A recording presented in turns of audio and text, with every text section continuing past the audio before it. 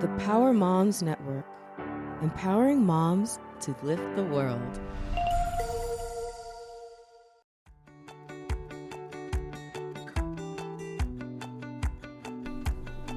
Welcome.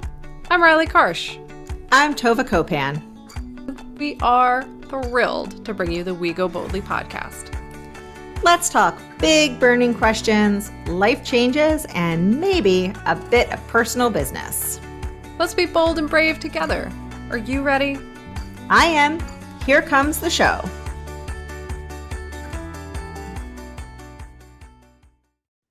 Hello, everyone, and welcome to We Go Boldly, the podcast. We are proud members of the Power Moms Network, where we are working alongside Power Moms Network to empower mothers to live their best lives and empower other mothers. So it's a great place to be, and we're pretty happy to be there.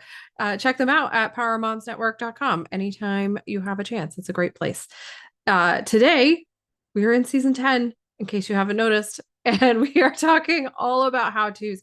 I am excited about today's how-to, mainly because I find the imagery of this particular topic to be delightful. Like, there's so many things about it that I love. But also because I think people will really benefit from some of the techniques and things that we're going to talk about today. So without further ado, let me say hello to Tova and welcome her to the show, see how she's doing today, and then we will dive in. How are you, Tova? I'm good. Yeah. So just my brain is all over the place. It is in the morning, but I've already had a walk. I already went to a networking event. Nice. And I was like talking about the podcast, and there was a Sophie, our favorite esthetician, was there. And so I love hanging out with, like, I always feel, I don't know, good after I spend time with that whole networking group. But then she and I were talking about the group, and she was talking about, she's like, yeah, you joined that moms group, which was the Power Moms Network, because she was listening to the show. Yeah.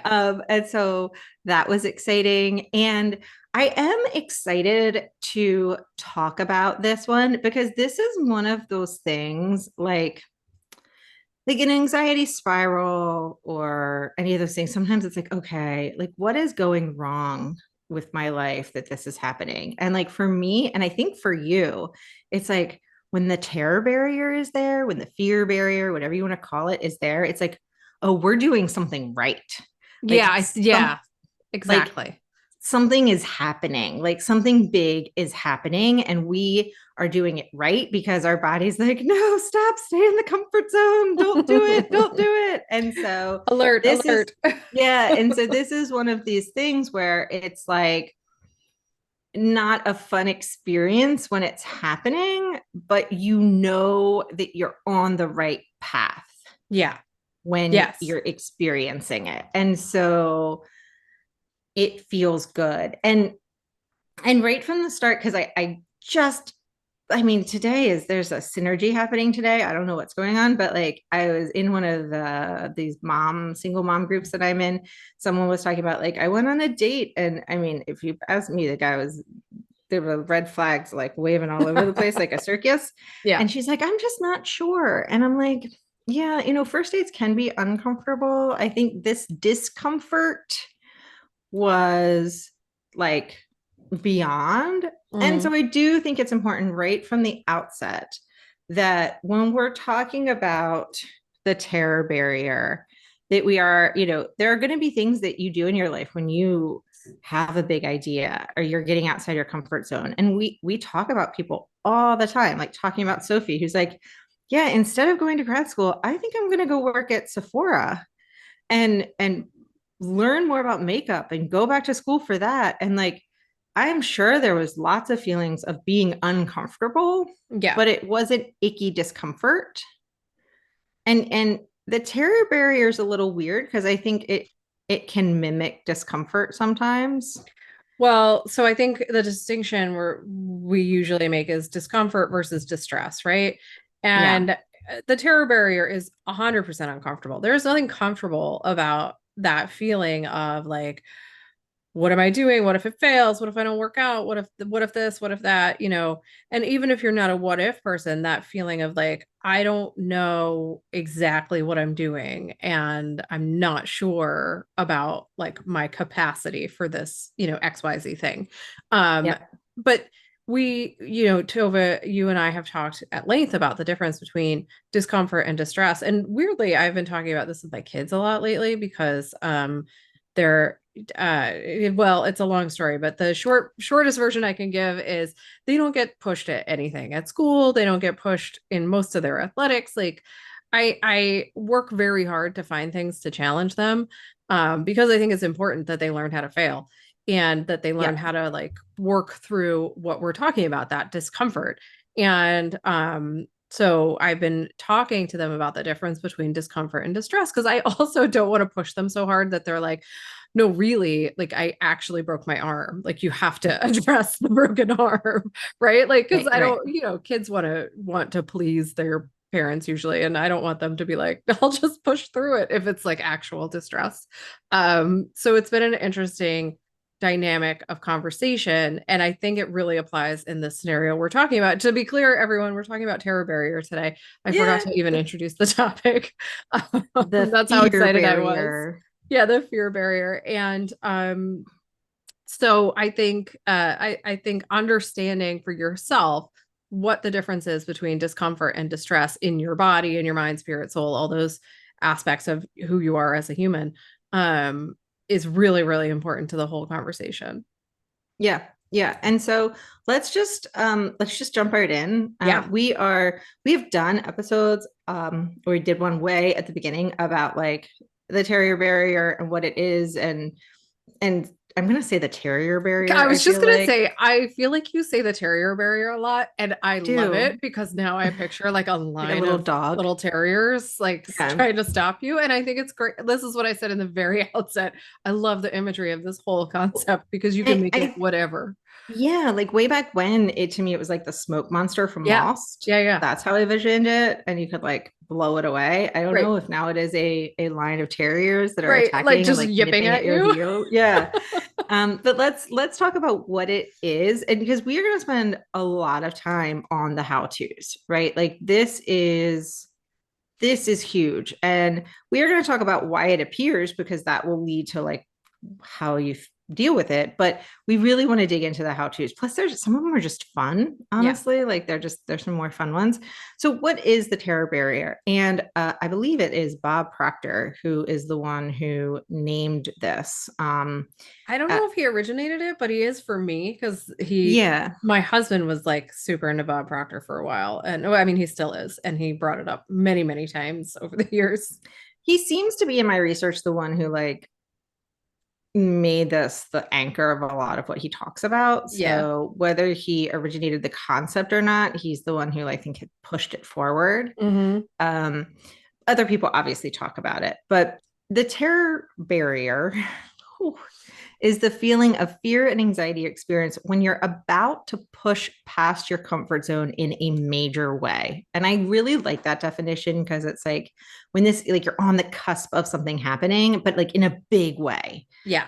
It's not taking like a little step outside your comfort zone, but it's like a leap. I like to think of like the first time you do, like if you're not comfortable with public speaking, the first time you do public speaking as maybe in high school or something like that, where I remember very distinctly having to do learning about different kinds of public speaking, and like one of them was extemporaneous speeches, and like we all were given a topic and then said you have 5 minutes to talk about the topic, right? And I was like, it was terrifying. And then I did it, and then it was like exhilarating. And that which now explains a lot since I'm sitting here on a podcast talking at people. But I think that explains the terror barrier to me. Like I was like, no, I don't want to do this. No, it's terrible. And then the next minute I was like, can I do it again? Like it was fantastic. Well, and I think it's a good gut check sometimes if you're like, I'm going to make major changes in my life. And if this doesn't show up, you're like, but are they major changes? Like, yeah, true. And then a little bit more. Essentially, the barrier works as an internal indicator of how much tension you are facing at the moment, right? Like how big is this leap? And tension isn't necessarily a bad thing, right? But like how much push pull is happening to go and get you out of this comfort zone. And I like this idea. What you think in your head is often acted out in your body, right? So you're talking about the public speaking, you break out in a cold sweat. Sometimes you're in hives or your heart is palpitating.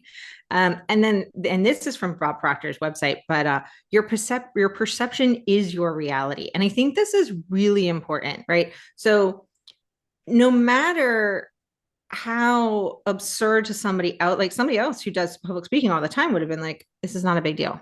Just go get up on stage. Well, your perception of this being a very big jump and scary thing is what matters. That's where your barrier comes in. It is your comfort zone, and your comfortable mind is going to do anything it can think of to back you away from the perceived danger of the unknown. And so I think that's what's so important. It is a perceived danger of unknown. It doesn't matter if the unknown is actually legitimately dangerous. What we have talked about a lot over the years is that our mind would much rather stay with the known, even if the known is unhealthy or dangerous, than the unknown. Yeah. Like it does not matter if it knows better. It does not matter if it thinks, yes, I might be safer somewhere else. If it's like, no, but this is what I know, and this is where we're comfortable, your mind is going to do everything it can to keep you there. Yeah. And even to the point of protecting you so you don't see things that are outside that comfort zone. Like it can do some wacky stuff, including putting up this barrier. So it is really scary to leap out of it. So that is the terror barrier. Holy moly. And so it is beyond just, I think, nerves. It is a big thing. Yeah, I agree. It's not just that you're nervous. And I think this ties into what you were just saying of it's your perception, right? Like for one person, you might just be a little nervous about public speaking. For another person, it might be like, I'm going to lay down and like pass out and I can't breathe and I'm watching my life flash before my eyes. And, like it really is dependent on your temperament, your personality, your life experiences, and all of those things, like to determine what is actually going to make up your own terror barriers. Well, and I think also, like, I don't know, let's pick a professional sports figure. Like there are professional sports figures who, okay, let's discuss the cutting edge, because we shouldn't discuss the cutting edge, right? I love it. So which it's time for a rewatch. My kids haven't seen it, and I feel like it's Olympics time. I don't care if it's Summer Olympics, like let's go. Yeah, let's do it. So, the plot is, if you've not seen it, what are you doing with your life? But the plot is that the male in it is a hockey player, right? And he gets nervous for every single game. He like pukes every single game. He jokes about how they give him 2 helmets, one to put on his head and one to puke in, like 4 minutes into the game. Right. Just because he is not going through a terror barrier every time he plays a game. That's not what's happening. Where he does hit a barrier is when he gets hurt and he has to realize he has to make a decision. If he wants to keep ice skating, he is going to have to jump into figure skating, right, and make that leap. That is a leap that he has to push himself through a terror barrier, and he has to figure out how he is going to get way outside his comfort zone to figure out a way to adapt to something different. The puking in the helmet every game is nerves. There are people who are phenomenal public speakers, and they're not pushing themselves every time they go on stage, but they are really nervous. They are pushing themselves and they're nervous every time they go on stage, but it's not pushing themselves outside their comfort zone. It's like that weird part of your comfort zone that like, okay, yeah, no, I do this because I love it, but also but I think once I'm there. It's also that what you were saying earlier, the fear of the unknown is an important element to this concept, right? Like it's usually something novel. It's something you haven't done. It's something you're leveling up in some way. You're reaching out beyond your normal boundaries that you've set for yourself, and striving for something new, right? Like unlike in the examples you're giving, where maybe you have stage fright and yet you go beyond it every time you get on stage. And that is a life skill in and of itself, but that isn't necessarily a terror barrier, right? Like that's And a it's different also life skill. unknown, right? You've done Right. it before, and like you know what the risks are. You might forget your lines, you might Right. stumble. Like there's a bunch of knowns, and you're consciously aware of them. I think what is interesting about the terror barrier is like you and I have made some big decisions around the podcast, and like we make the decision, and then later, an hour, a day, a week, we'll be like, oh my gosh, I'm freaking out. And you'll be like, I am too. And that's when we realize, oh, this is big. This is big Yeah. because we've made a decision that's going to push us into something unknown, Right. which then we get excited about because it's like, yay. But so let's talk a little bit about mental barriers, because I think these are the things that we need to figure out, like, because we got to figure out what's happening, because a lot of the terror barrier of it all is happening in our subconscious. Yeah. And so, like I said, you and I are making decisions, we're conscious, we're excited, and then later the fear comes and we're like, wait, why is that here? Other than we have now recognized it, we're like, oh, okay, you're here because we're doing something big, so we're not going to panic. But at the beginning, we were just straight up like, we're panicking all the time. This is terrifying. Like, we're starting a podcast. This is just terrifying. Right. We hadn't done our episode on the terror barrier yet, so we didn't know what was going on. Yeah, we couldn't identify that. Yeah, we were just panicked. So mental barriers, the definition loosely is a set of limiting beliefs we have about ourselves, and we attach to ourselves these thoughts that can prevent us from taking actions or moving forward. And so I think sometimes what happens is we get the panic and fear from this terror barrier, and then we see our mental barrier and we're like, oh, well, that's why. Like, it's almost like it gives credence, like the two of them can work together and give credence to each other. Like, my subconscious is scared and panicking. Well, it has a good reason to. Like, maybe it's your fear of failure or the fear of the unknown or fear of not being good enough. But like, now your mental barriers, your limiting beliefs have a buddy in the terror barrier, and they can like work together to keep you from doing things. Right. And that is that's dangerous, because it's going to keep you in your comfort zone, in like not a nice warm like blanket comfort zone, but in one that keeps you stagnant. Yeah, it's a stagnation sort of situation, right? Like I know for me, when I feel the terror barrier, my first instinct is to think about like, okay, what in my mind is telling me I'm going to like fail at this or not be good enough, or people aren't going to like it, or it's going to be a messy disaster, right? Like, where in me, like sometimes it's where in my body am I feeling that? Sometimes it's whose voice from the past is telling me that, right? And other times it's like, well, I'm just going to ignore that voice. Like, that voice is unhelpful, and therefore I'm not going to listen to it. And I don't even care where it's coming from, because I'm shutting it down. But we're going to get into the how-to of it all, which I know you have a ton of, Tova. But that's the gist of it for me. Like, I have to either identify it or ignore it. Like, those are the two choices I can make.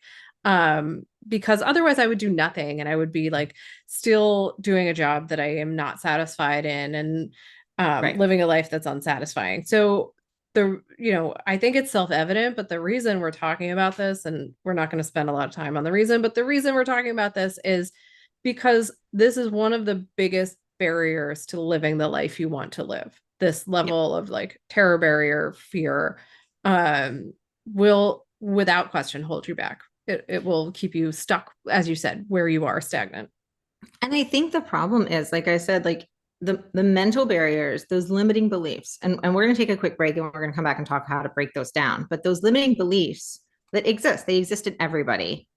They're going to be like, oh, good, we have a friend now, because you're panicking subconsciously. And like, if you're not aware of whose voice that is, or if you're not willing to ignore it and just push through it, you're going to give them like a buddy. Now they're like buddies. Now they're like it a makes tag it stronger. team. Yeah. Right. And they're like, oh, but my subconscious is telling me. And it's interesting, because normally it's like, listen to your gut. you know, and we're always like, listen to your gut. But you know what? We have said this before, and we're going to say it again. Your mind wants to keep you safe, but it doesn't know. It just views the unknown as dangerous. Right. And that's biologically hardwired. We've talked about Yes. that, like, yes, in multiple episodes. like don't eat the berries. Yeah. Like you don't eat unknown berries because they could poison you. Right. Like they don't know that they could be delicious strawberries. If you've never seen strawberries before, you're not going to eat them because they might poison you. Right. And like, please don't eat them if they, like, but that's the biological part, right? And so the thing is that your brain thinks it's protecting you. And the reason we so often, and we haven't harped on it too much in the season, harp is such an unkind word. We haven't elevated it too much in season 10 because we've been talking about other things, but it's why it's so important to take the time to listen and figure out who is the voice in your head. Yeah. And what is my voice in my head? Because when the mental barriers start popping up and the limited beliefs start going, I'm like, oh, I have a friend. My barrier friend is here. I got my two barriers, my mental barriers and my terror barrier. And I'm going to get together and we're going to not let you ever do anything. Right. We're going to keep you safe at home by yourself. Yes. And you're not going to try new things and you're not going to, reach out and try a new job and you're not going to heal. You're not going to say, I'm sorry. You're not going to say, thank you. You're just not going to do anything because it's safe. And it might not actually be safe. It's just the same. Yeah. It's just known. And so we are going to take a quick break. We are going to come back and we're going to talk about how to break down some of the mental barriers. The fun conversation, I think, is talking about breaking down the terrier barrier. I mean, with puppy treats. I almost did it on purpose, but like not really. But first, we're going to talk about the mental barriers. These are going to sound like some similar suggestions we've had in the past, but that's okay because they all work. So we're going to take a quick break, and we will be right back. Well, hey there, dream chaser. Are you ready to make the next 12 months of your life unforgettable? Introducing the Year of You, a groundbreaking new goal system group that's about to redefine the way we approach personal growth. Join us with a community of like-minded individuals committed to unlocking their full potential. With expert guidance, personalized strategies, kind-hearted accountability, and a supportive network, the Year of You is more than just a goal-setting group. It's a whole movement. Don't just dream about it, achieve it. Click in the link in our show notes, or go ahead and visit us at goboldlyinitiative.com/Year of You to learn more today. Let's embark on a transformative journey together towards becoming the best versions we can be. The Year of You, where your goals become reality. Okay, welcome back. So we are going to jump in to how to break down your mental barriers. I like the idea of mental barriers better than limiting beliefs. It's the same thing, but in my head, I can break down a mental barrier. Like I can take bricks off a wall. I can destabilize a barrier. I don't have a good visualization in my head for a limiting belief. I just can't picture it. So you can use the term limiting belief, but I do better when I have a visual for something, and mental barriers are a visual. Like I can either climb over it or I can take the bricks out of it. I can do stuff with it. So I'm going to use the word mental barrier, but if you have, listened to other podcasts or read books and they're talking about limiting beliefs, it's the same thing. That's concept. What we're talking about. Yep. So shocker, you could go to therapy. I'm just going to jump in real quick. If you are going to go to therapy on this, find a therapist who understands this issue. Not every therapist is trained in the same way. Not every therapist has the same specialities, niches, etc. It's really important that you find somebody who can help you work through this specific issue if this is your situation. I have had therapists before who really it just wasn't their jam. There was nothing wrong with the therapist, but they didn't understand this particular concept in a way that resonated with me. So just be cognizant of that when you are thinking about going to therapy and getting together with a particular therapist, be open about what it is you need to work on. I recently worked with a therapist who was like, what do you want to work on? Which I've never had a therapist do that before. I to be honest, it was a bit of a shocker. And I was like, I don't know stuff. I was wildly unprepared for the question, but just putting it out there, like, make sure that you're searching for a therapist who can actually accommodate this particular issue. I mean, listen, my therapist asked me that each week, like, where would you like to start this week? And I'm like, I don't know, I'm fine. And then by the end of it, we're like sobbing and yeah, I'm like, and then this happened and this happened. And I know we're over, but like, let me just tell you these 5 other things. Yeah. It's like, I'm totally fine. I don't know why I'm here. Everything's good. So listen, talk therapy is great. And yes, like you said, being willing to go and show up. And we've talked about this once. We'll talk about it as many times as you'll let us. You can go to therapy for a limiting belief. Like, you don't have to go to therapy because of a mental health issue. You don't have to go to therapy because your marriage is falling apart. You can go to therapy because you're like, I seem to get stuck at this spot and I can't get past it. Why? Like, great. That's a great reason to go and talk it out with somebody. Yep. A trained professional, in fact.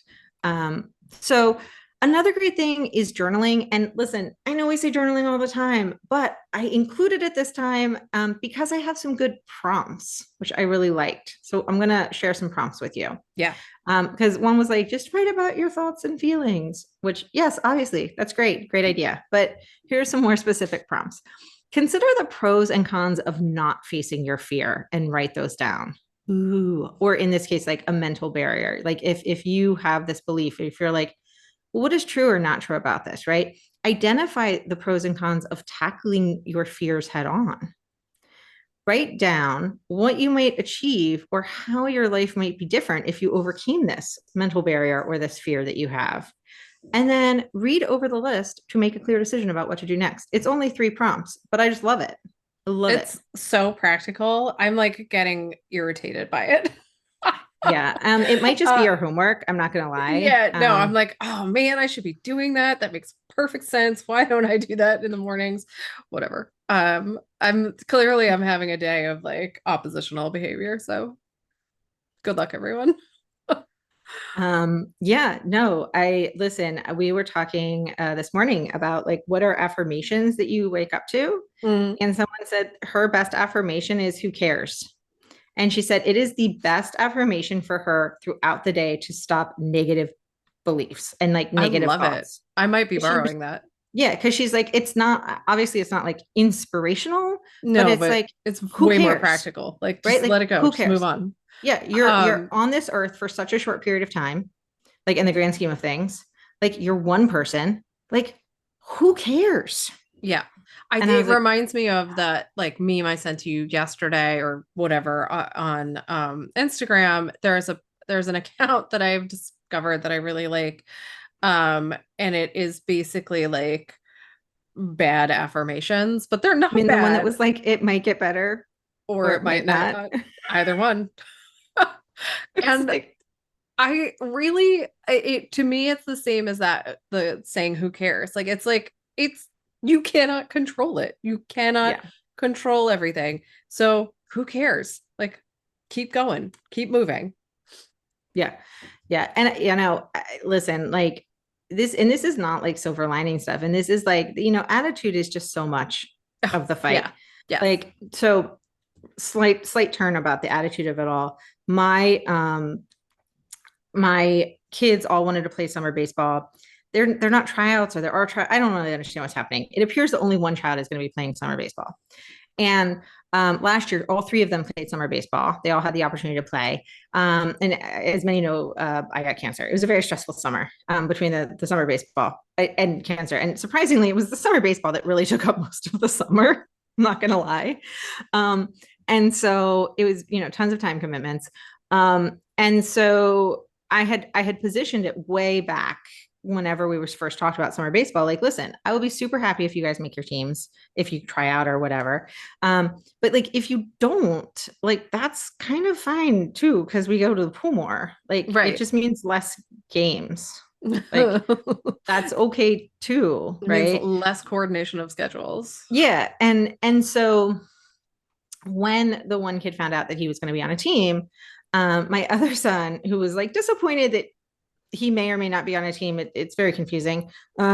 He was like, well, I'm sad. And he's like, but now I'm kind of sad that like he did make a team because like I was looking for like a stress-free summer. And I was like, well, listen, man, like it's only one of you that has baseball. And also I will do my best to not get cancer this summer. Right. And so like, let's keep it. And he was like, yeah, good point. Good point. And I'm like, so like, once again, this is not silver lining it, but like, I think sometimes if you're just like, it might get worse, it might get better. Like, who cares? Like, It's gonna be what it is. It's gonna be what it is. We'll go to the pool. It's cool. Anyway, so journaling, we're gonna probably put these as your homework because we apparently need to do them as well. Yeah.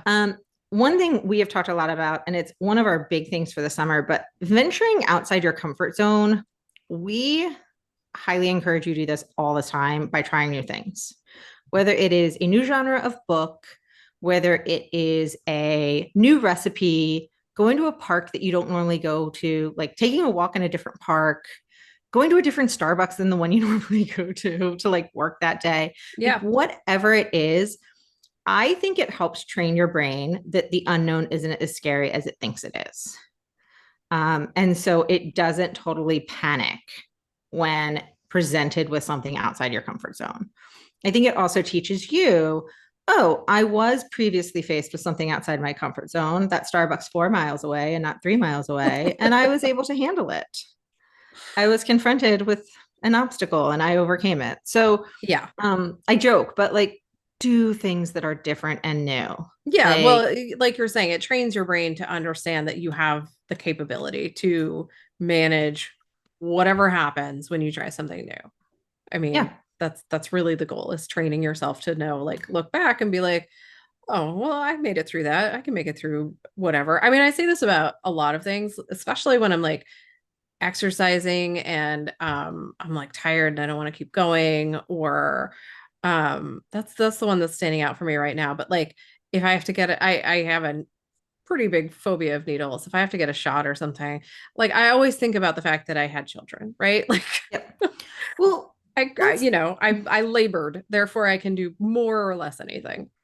So I'm going to bring up another guest we had, and it's very unsurprising that on an episode about the terror barrier, all these guests are coming back because guess what? All of them have overcome terror barriers to achieve the goals that they wanted to achieve. Yeah. But in this season, Jessica Pavelka was on, and she talked about starting her business. And she was like, yeah, no, nothing really different that year. I mean, I ran a marathon and then I started a business. And it was like, do you think knowing that you could run a marathon and like feeling that empowerment maybe helped you? And she was like, oh, yes. Like, she hadn't thought about it, but it's amazing when you have a child or when you do something physically challenging, it can empower you mentally. Like, oh, I've done that. I know what I can do. Yeah. You use that like experience. I mean, sometimes like Jessica, unconsciously you do, right? And then sometimes like me, where I'm like, oh, it's just one more minute of sit-ups. I can do it. Like, I labored for 6 hours, whatever. Like you can use those things, utilize those things like they're tools, right? They're tools in your toolbox for getting through whatever you need to get through. Yeah. So we are big fans of trying things new, pushing yourself outside of your comfort zone, and finding like a way to do it in a safe manner. Like there is a balance. There is a way to be outside your comfort zone and also not uncomfortable, like to do it baby steps. So do that. Practicing self-compassion. I mean, listen, we all need to do this all the time for everything, right? Like treating ourselves with kindness and care and understanding. All of this stuff makes us treat ourselves so harshly. Yeah. I think the first time you do something that is scary, especially if you are new to the journey of like paying attention to yourself. And what I mean is, in the past, if I would have done something like when I decided to go to law school, I panicked, I flipped out, but I wasn't aware enough to recognize that it was my subconscious panicking. Right. Like I thought I was panicking. Like I was like, no, I made this big decision. And no. And like I had my pro-con list. I Rory Gilmore'd it. Like I was ready to go. And then I was like flipping out. I didn't realize that it wasn't me, that it was my subconscious like freaking out. And I didn't know enough to be like, no, it's good. We're fine. So I think what sometimes happens is as you become more aware, then you get harder on yourself and you're like, wait, why am I doing this? I know I'm capable. Like, and you get mad at yourself. Yeah. So make sure that as you're going through this, that you are kind to yourself, and because you may just be more aware of what's happening than you've been in the past. Yeah. And if you have that negative inner monologue, that like mean voice, we've said this before, but like give it a name and make it something really that you find atrocious. So you can be like, listen, Brenda, I'm going to need you to go away now. Or whoever. I mean, it's no offense to the Brendas out there. I don't know what your names will be. Pick whatever you want. It could even be something truly like offensive. It doesn't matter. Whatever it is, it allows you to take that voice and give it its own space so that you can like lock it in a closet or remove it from your day to day whenever possible. Yep. I saw two things that I thought were really interesting. And one said, get in a state of flow, like be present, get in a state of flow. And the other said, get out of resistance. I feel like those are sort of the same things. Yeah. And sure. I like that. But so whatever your preferred way to think about it is, either like get in the state of flow. But I like the idea of remember that what you resist persists. Mm-hmm. And I think that like, if we tied into the universe and this idea that like the universe attracts what you're focused on. And so if you are focused on the stress and what you're resisting, then it may attract what you don't want it to attract. So yeah. I don't, there's a lot of big words. Well, I think this goes along with this concept of who cares, right? Like if you can get into the state of mind where you're like, you know what, it's going to be okay. And I'm not going to let this like rattle me. And I'm going to just say, who cares? Voice or nagging thoughts about my, lack of self-worth, whatever it is, I just go, I don't care about that right now. Like that is not for me today. For me today is XYZ steps. Then you're kind of more in the state of flow. Saying state of flow to most people, I think, is very confusing unless you're like super wooey like us. And or you meditate a lot, because what do you mean state of flow? Like, do I like, I picture people listening and like going around and like waving their arms around and like doing sort of hippie dances, which might be your state of flow. As a I was going to say, speaking of which, other things, I want to get to my favorite, like wrecking ball to the terror barrier, but like practicing mindful meditations, deep breathing techniques, spending time outside. I mean, you would think based on the last few how-tos that we've done that you should just be doing these things. I don't know. Like these are just good for you. As a regular habit. I don't know. Maybe I should write that down. I should definitely write that down. Somebody should put that in a book or something. Crazy thoughts. But I do think that sometimes doing those things, either with the purpose of overcoming a mental barrier or just to do it, can help bring the panic down, refocus you, get you into that state of flow. Spending time in nature and just outside, even if it's not in nature, honestly, even if you live in a city and you're just walking the streets of a city, just getting outside, like it sounds silly, but like if you have a temperature controlled apartment and you have to leave and go outside and be like, oh, it's colder, it's hotter, like just getting out of your own head can be very helpful. Yeah. Well, it changes it changes your sensory intake, right? Like it's changing your environment will change the way in which you're interacting with the world around you by necessity, and therefore it gets you more into your body and less in your head. Exactly. So let's take one more quick break. I want to then talk about, because I love the things that they talk about when it's coming to taking a wrecking ball to your terror barrier. I just love that visual. I don't know what your terror barrier still looks like to you. At one point, I don't know if it was a swarm of bees.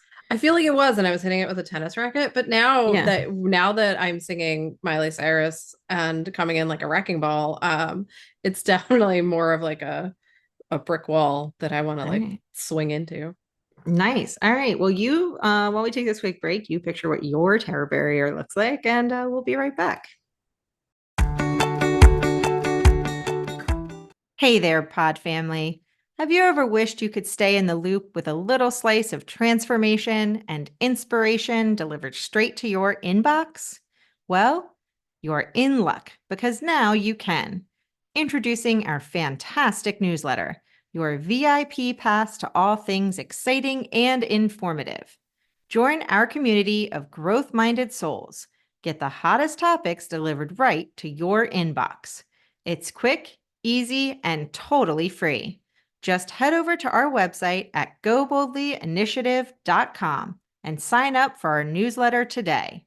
Don't miss out on the next big thing. Stay connected with us. Subscribe now and get ready for some big, bold love.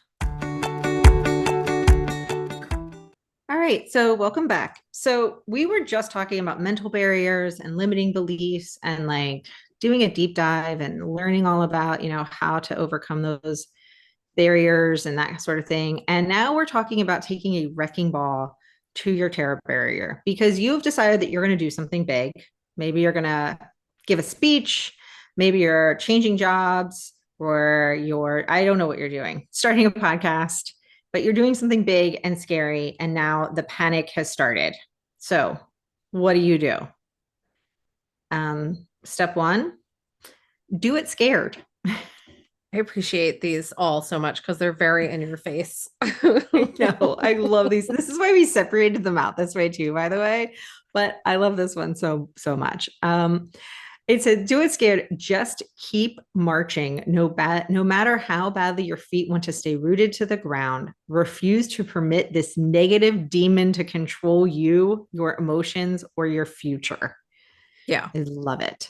Well, and this is what again, like I've been clearly stuck on this thing that I sent you and this idea of like, it's going to go great or it's going to go bad. It'll be one of the two.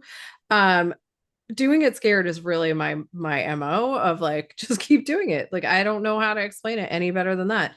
You just do the thing and sit in the discomfort, like sit in the angst, the anxiety, the chest squeezing feelings, whatever it is for you, and keep doing it, knowing that you have the capacity to survive whatever outcomes, right? Like whatever happens, you're still going to be you. You're still going to be fine. Like win, fail, lose, whatever.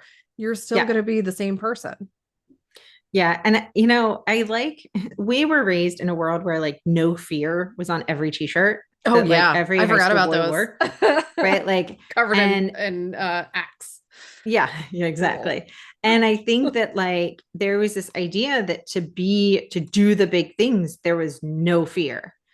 And that's insanity. Like that is just insanity. And I was like 99% fear. Well, yeah. And I was going through my phone because I just last week I sent my son, who is now 12, a thing that said the weird thing about bravery is that if you're doing it right, it feels like fear. Because and I think my 10-year-old was telling me this, that it's not really courageous if it's not scary. Interesting. Like if you're doing something that's not scary, are you really being courageous? Because then you're just like doing that. And some could argue, obviously, that like there are people who do very courageous things and they're not scared because they've done them so many times. Yeah.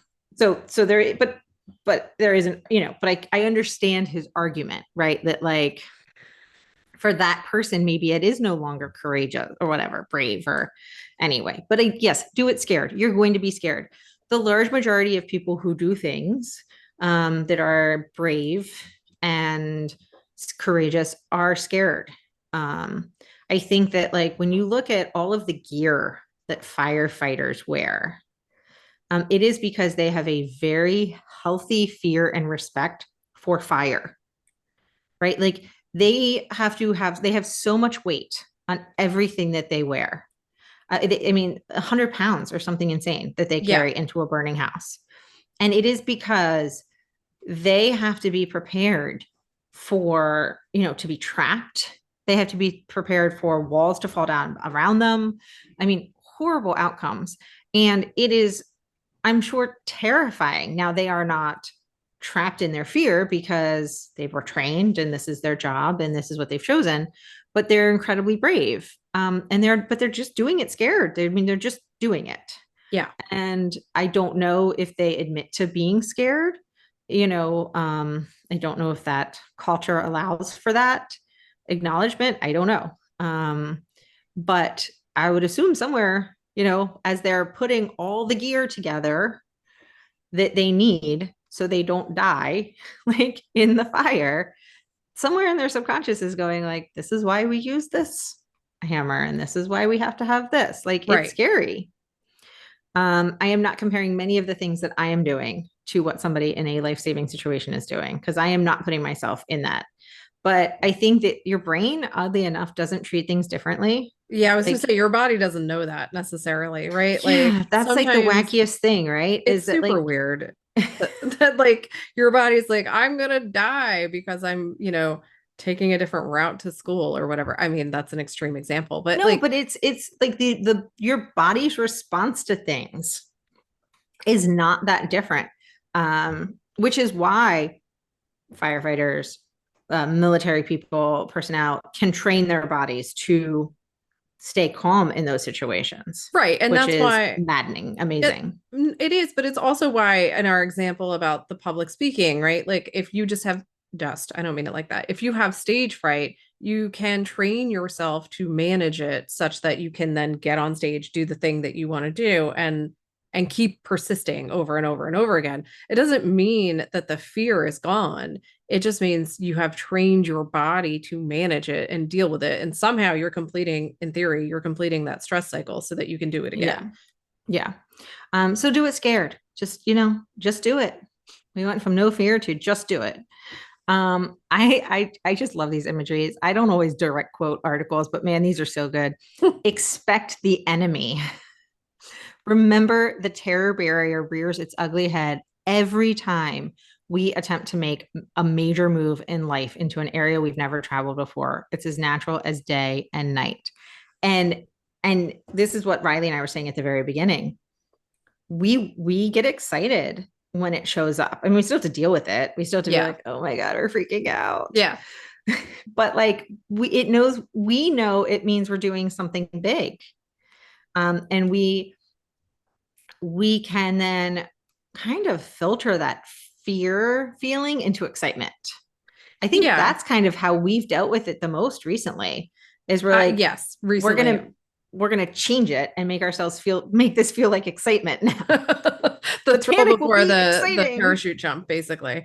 Yeah. My husband Sean is very good at reminding me of these things. If I start talking about like we're doing something, you and I or Tova are doing something, and I'm like, I don't know, I'm just worried, and I start like cycling through all the fear and worry. He's like, it's just the terror barrier. You're fine.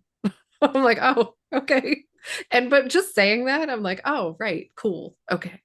Yeah, naming it. So like, whether you just name it and you're like, cool, it's the terror barrier, whether you visualize it as the smoke monster from Lost or a wall or bees or actual terriers, whatever you pick is also helpful. I think keeping your eye on the prize is incredibly important.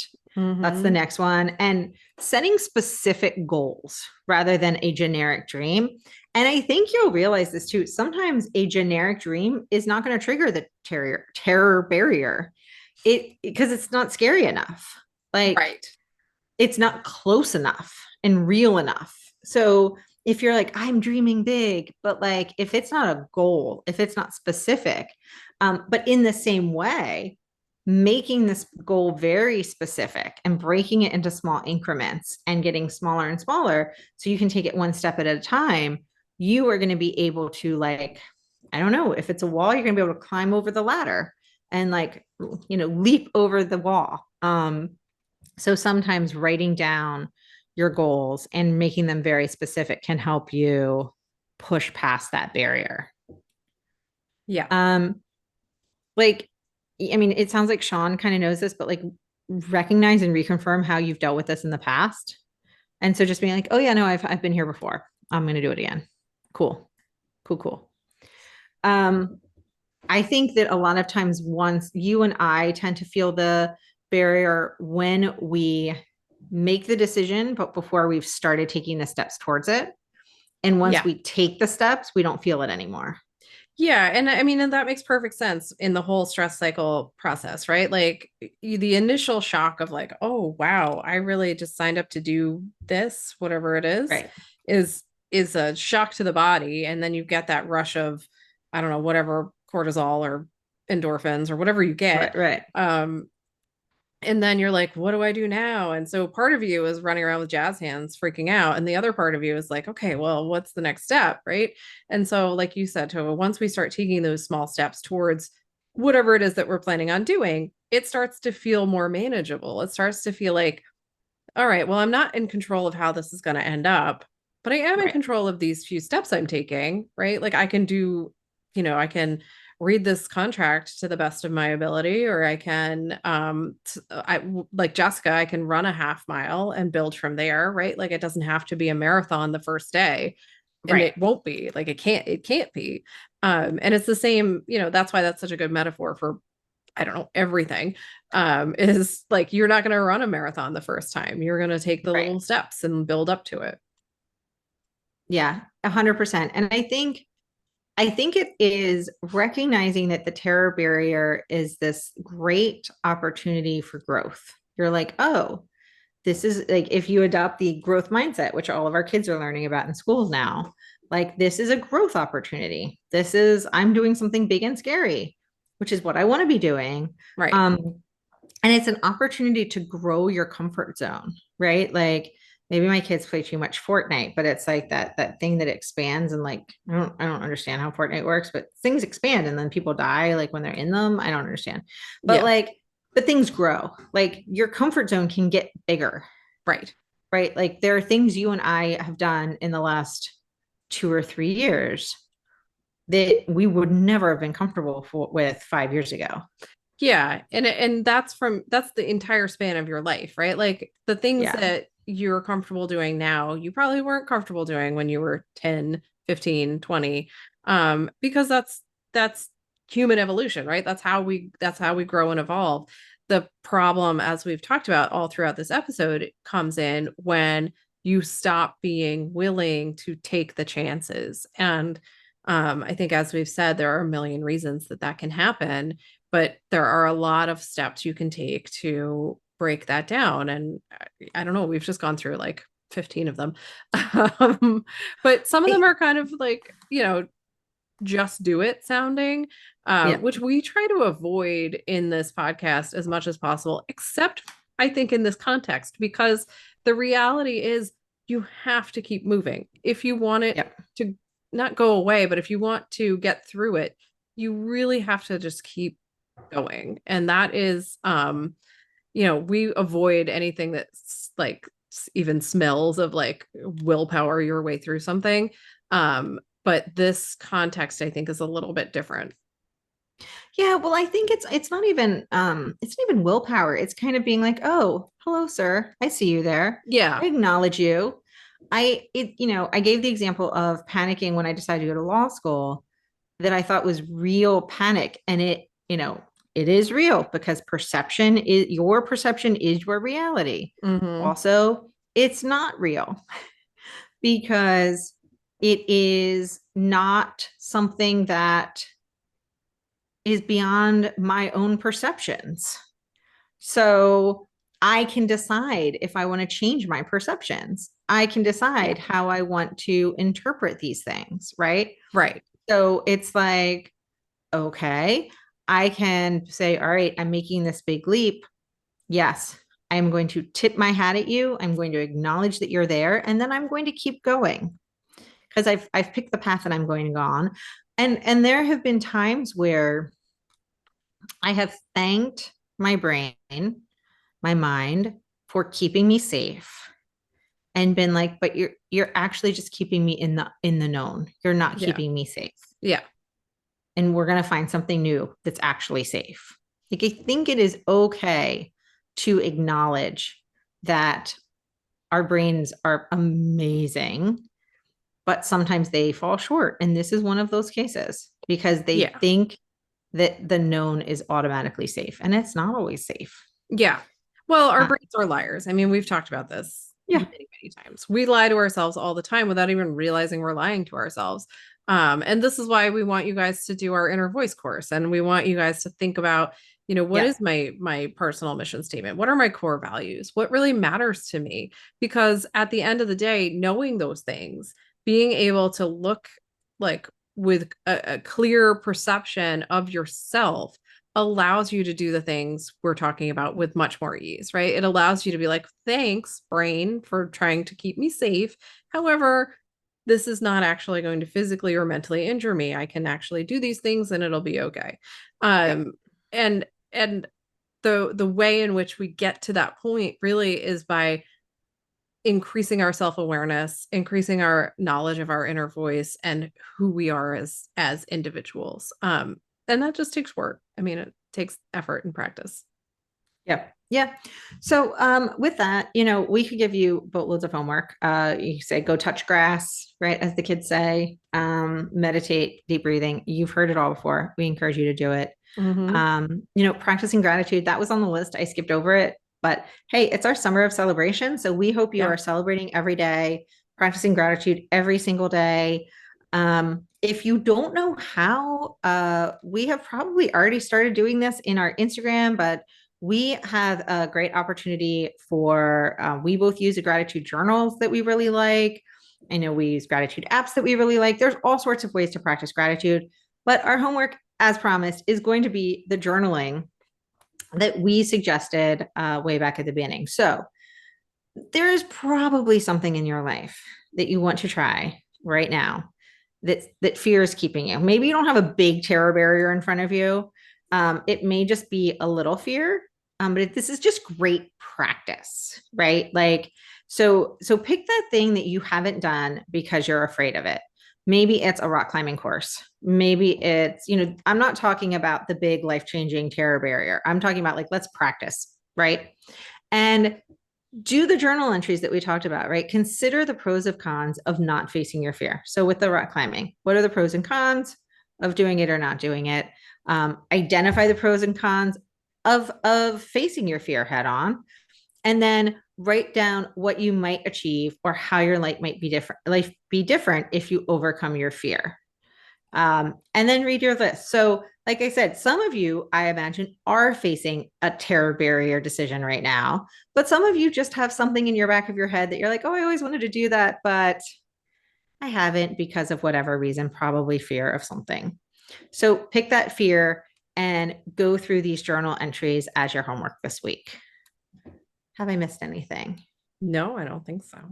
All right. So this is a fun one. We love talking about the terror barrier because it's scary. It is, and I love the visualization of it. And it's also, I think, just to give you guys some encouragement, it's something you can overcome, like without necessarily needing like a whole lot of intervention. This is something you can work your way through. So check out the homework. Send us a message on social media at Go Boldly Together. Let us know how it's going, what your fear is, what your terror barrier looks like. I think it's hilarious and fun to hear what other people visualize it as. So you can tag us online. You can send us an email. Whatever works for you works for us. And don't forget to join our weekly Women's Circle. We are having a month available to anyone who's interested. Just email us or message us on social media, and you can try it out in July for free, which is pretty exciting.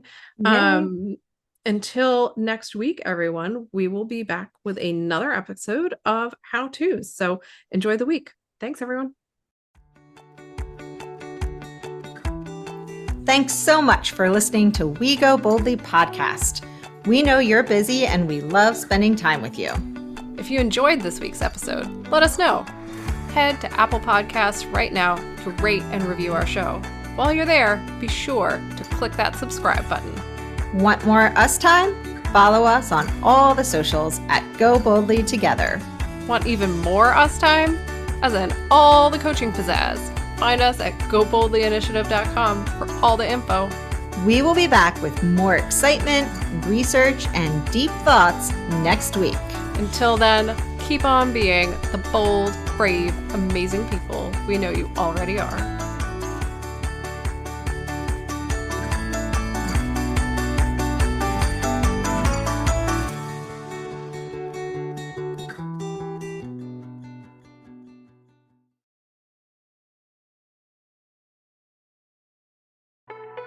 The Power Moms Network, empowering moms to lift the world.